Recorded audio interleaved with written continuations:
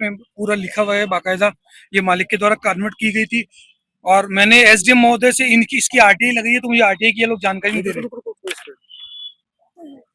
आपका पुराना सोना भारत की नई ताकत। इस साल तनिष्क लेकर आया है एक अनोखी पहल, तनिष्क गोल्ड एक्सचेंज, जहां आप अपने पुराने सोने को नए गहनों में बदल सकते हैं, वो भी बिना किसी डिडक्शन के। तनिष्क गोल्ड एक्सचेंज अब वैशाली नगर अजमेर में उपलब्ध है। सर, मैं किशनगढ़ से आया हूँ और मेरा नाम राजेंद्र सिंह बेंडर है। मैं एक सामाजिक कार्यकर्ता हूँ। सर, बात ऐसी है कि ये 90 वर्षीय बुजुर्ग महिला है। ये पिछले 60 वर्षों से किसी जमीन पर रह रही है और ये पहले वहां पे खेती करा करते थे और फिर मालिक ने 92 में जब कॉलोनी कन्वर्ट करी थी तो इनको स्टाम्प पेपर पे लिख के वो जमीन देके गए थे, 4 बिस्वा जमीन। और अब वहां पे जो पार्षद आया है वो भूमाफिया है। वो अपने भतीजे के साथ में मिलके मतलब वहां पे उसने प्लॉट पे कब्जा किया है, जो मतलब 43 फीट लंबा था वो उसको 60 फीट लंबा कर लिया है। नगर परिषद उस पर कोई कार्रवाई नहीं कर रही है, बस इन गरीब महिला को परेशान किया जा रहा है। नगर परिषद किशनगढ़ में अवैध रूप से इतनी अनलीगल बिल्डिंगें बनी है। खोड़ागणेशी रोड पे पूरी अनलीगल तरीके से इन्होंने बिल्डिंगें बना दी, पैसा ले लेकर।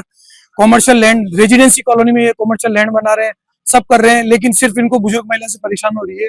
ये उनको इतना परेशान कर रहे हैं जिसके ये आदर्श नगर कॉलोनी है अजमेर रोड स्थित, और पार्षद है बीजेपी की तरुणा जैन, जिसने मेरे ऊपर भी, मैंने इनकी मदद करना चाहिए तो मेरे ऊपर भी उसने झूठे मुकदमे लगाने के लिए धमकी दी, जान से मारने के लिए गुंडे बुलवाए। और अभी भी मेरे पे है ना, अब ये कल कोई नगर परिषद का कर्मचारी आया था, वो जैन है, नाम उसका पता नहीं है, तो मुझे धमकी देकर गया है कि अगर तूने ज्यादा नेतागिरी करी ना तो तेरे को राज्य कार्य के बाधा का केस डालकर और जेल में फिट करा देंगे। माताजी कोई नहीं है? माताजी के कोई नहीं है। माताजी 90 वर्षीय है, विधवा है, अनपढ़ है, इनका कोई आगे पीछे सहारा नहीं है।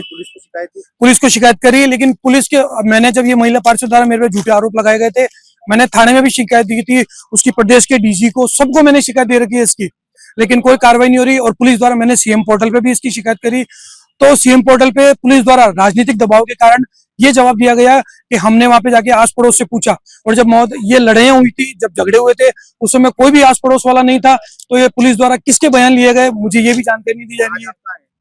मैं अजमेर कलेक्टर ऑफिस में आया हूँ, कलेक्टर ऑफिस में मैंने दिया है। अब ये लोग बोलते हैं कि नगर परिषद बोलती है कि ये सरकारी जमीन है। मुझे ये बताइए कि 60 साल से जो महिला उस जमीन पे रह रही है, 30 साल 35 साल पहले वो खेती कर रही थी उस जमीन पे, और वो जिस मालिक की थी उस मालिक के द्वारा इनको दी गई है, तो अब ये कैसे सरकारी जमीन हो गई, मुझे